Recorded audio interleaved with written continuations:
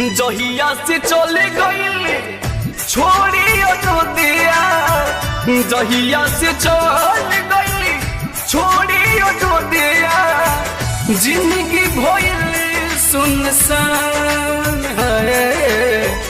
जाए हनुमत ले आव खबरिया, जाए हनुमत ले आव खबरिया, कैसन बारी मोर सिया हो।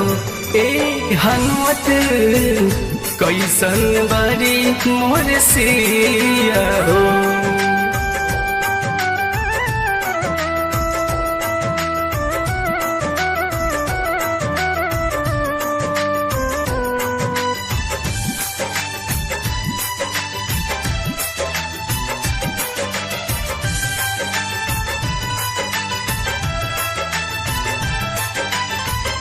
हमारे उआस में जियत हुई है, असोगवे के छैया में रोवत हुई है।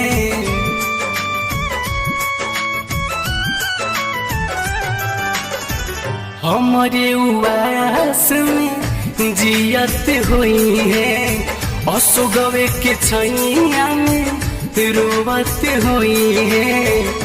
मनवा न लागत होई रावण के नगरिया, मनवा न लागत होई रावण के नगरिया, तो भी मन बड़ी हैरान हो। जाए हनुमत ले आव संदेशवा, जाए हनुमत ले आव संदेशवा, कैसन बारी मोर सिया हो। ए हनुमत कैसन बारी मोर सिया हो।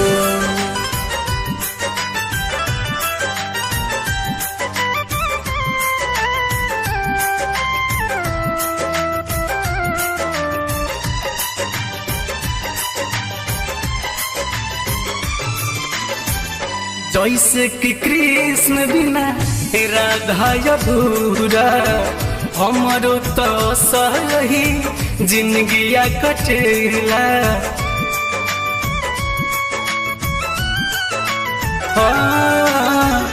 जैसे कि कृष्ण बिना राधा अधूरा, हमारो तो सही जिंदगिया कटेला।